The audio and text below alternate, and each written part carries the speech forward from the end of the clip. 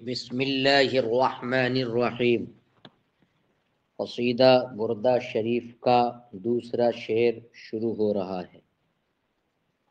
ام حبت الریح من تلقاء کاظمۃ واومض البرق فی الظلماء من عظم۔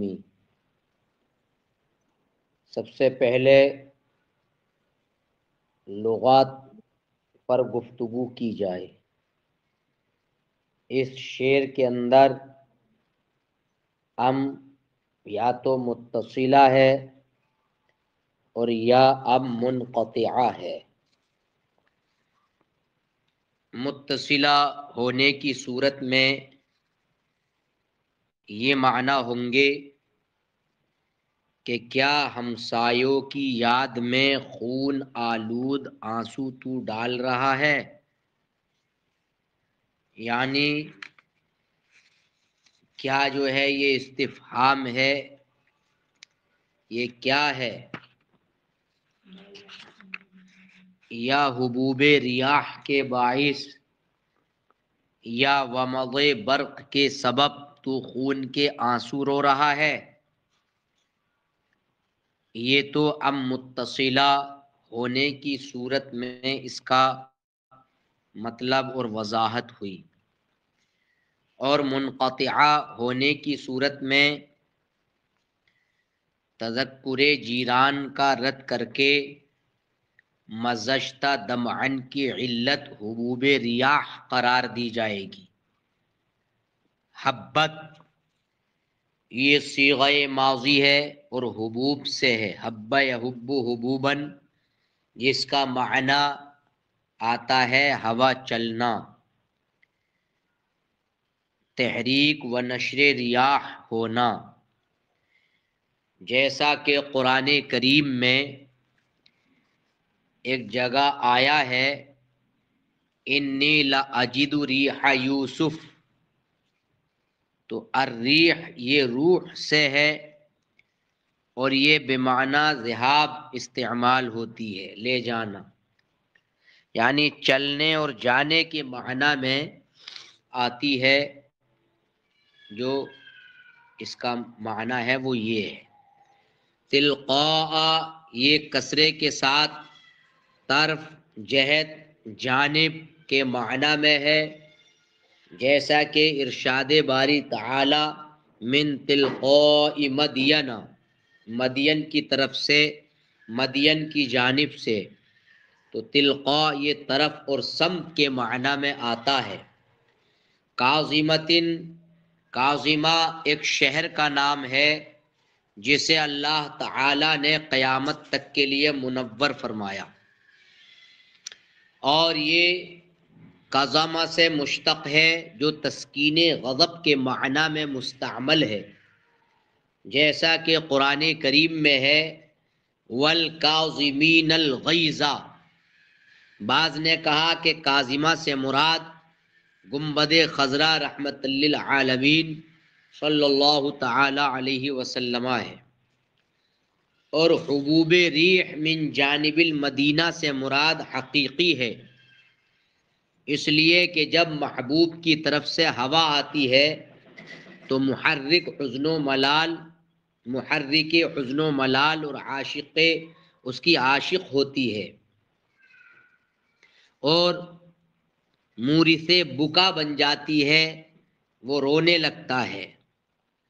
اور اومضا یہ ومضا سے ہے، یعنی بجلی کا ہلکا سا چمکنا، یا سبب اجرائے دم بالدم کا ایمائے برق ہے، یعنی برق کا معنی جو آتا ہے وہ بجلی ہے، اور ظلمہ یہ زوئے کے فتح کے ساتھ اور لام کے سکون کے ساتھ، اس سے مراد شب تاریک ہے، اندھیری رات۔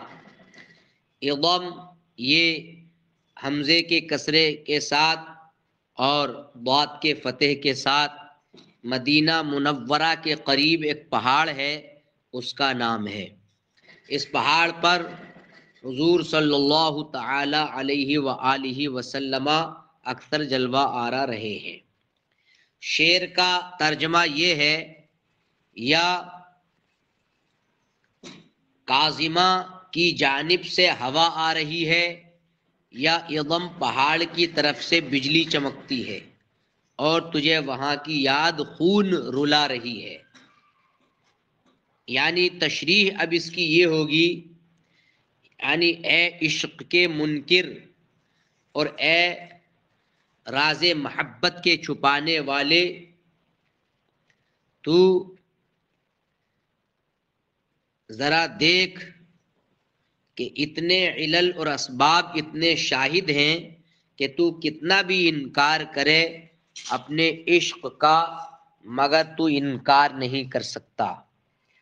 اگر بسبب بکا و حزن تذکیر جیران ذی سلم نہیں ہے تو جبل کاظمہ جہاں جلوہ محبوب جلوہ آرا تھا، وہاں کی ہوا تجھے وہاں کی صحبتیں یاد دلا کر تیرے حزن و ملال کو بڑھا رہی ہے۔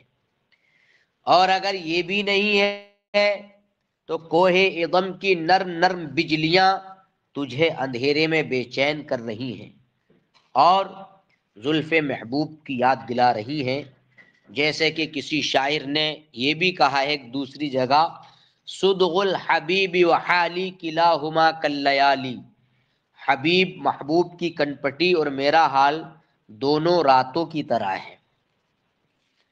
اور یہ بھی کہا ہے شب ہجر اور گیسوئے مشکبار ہیں دونوں سیاہ اور تاریک و تار۔ ایک تشریح کا طرز یوں بھی ہو سکتا ہے کہ یا وہ وجہ ہے جو مطلع کے بیت میں شعر میں کہی گئی ہے، یا یہ وجہ ہے کہ مقام کاظمہ کی طرف سے باد انس اور وداد چلی ہے، محبت کی ہوا چلی ہے، یا یہ وجہ ہے کہ اعظم کی جگہ جو اعظم جگہ ہے اس کی سمت سے تاریک شب میں بجلی کوندی ہے۔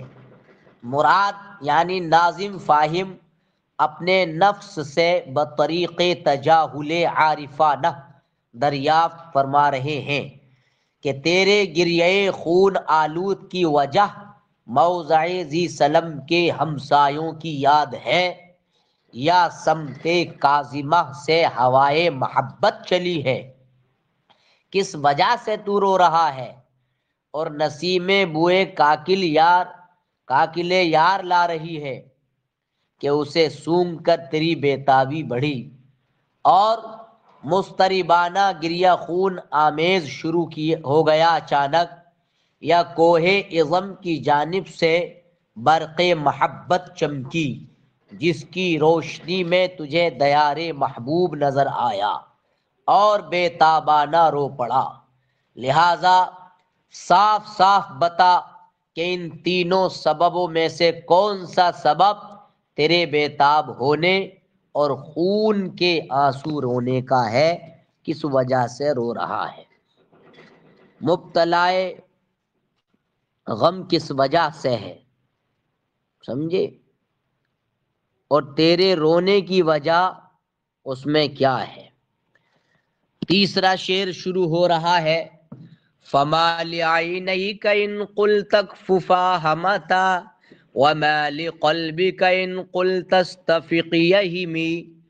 فما یہ عطف و استفہام پس کیا ہوا، اس کا معنی لعینیک تثنیہ، عین کی تثنیہ ہے، دونوں آنکھیں، ان برائے شرط ہے اگر کے معنی میں، قلتا صیغہ ماضی مخاطب کہا یعنی تو نے کہا، اور اکففا یہ امر تثنیہ ہے، کفا سے مشتق ہے اور اس کا معنی ہے تم دونوں ٹھہرو۔ ہمتا یہ ہما سے ماضی ہے تثنیہ، بہنا جاری ہونا، دونوں آنکھیں بہنے لگ گئیں، اور ما یہ استفہام ہے اور کیا کے معنی میں ہے، لقلبی کا تیرے قلب کو کیا ہوا، ان یہ شرطیہ ہے اور اگر کے معنی میں ہے، اور قلتا یہ ماضی کا صیغہ ہے یعنی تو نے کہا، استفق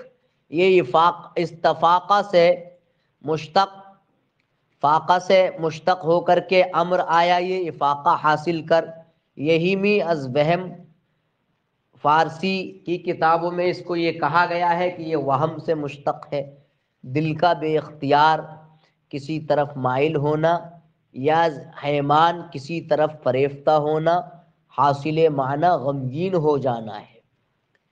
ترجمہ یہ ہے کہ تیری دونوں آنکھوں کو کیا ہوا؟ اگر تو کہتا ہے کہ ٹھہر جاؤ تو بہنے لگتی ہیں، اور تیرے دل کو کیا ہوا؟ اگر اسے کہتا ہے سکون پکڑ تو غمگین زیادہ ہوتا ہے۔ شرح اس کی یہ ہے کہ ناظم فاہم رحمت اللہ تعالی علیہ اپنے نفس کو مخاطب فرما کر کہتے ہیں کہ اگر تیری گریہ و زاری جتنے اسباب ذکر کیے گئے ان تمام سببوں میں سے کسی سبب کی وجہ سے نہیں ہے تو تیری رونے والی آنکھوں کو پھر کیا ہو گیا ہے؟ آخر کار پھر تیری آنکھیں اشک کیوں بہا رہی ہیں جب ذکر کیے گئے اسباب میں سے کوئی سبب تیرے رونے کا نہیں ہے؟ تو تیری آنکھوں کو پھر کیا ہو گیا ہے کہ جب تو انہیں رونے سے روکتا ہے تو اور زیادہ بہنے لگتی ہیں؟ اور تیرے غمگین دل کو ایسا کیا صدمہ گزرا ہے کہ جب تو کہتا ہے ذرا سنبھل اور ہوش کر تو وہ اور زیادہ مغموم اور مہموم ہو جاتا ہے۔ بقول شاعر چیست چشمت را کے چوں کوئی باعث آنچ بود اول ازاں افزو گریست چوں بگوئی بادل اے دل ہوشدار برکشد از سینہ آہے پر اشرار۔ یہ دو اشعار کی تشریح بحمد اللہ تبارک و تعالی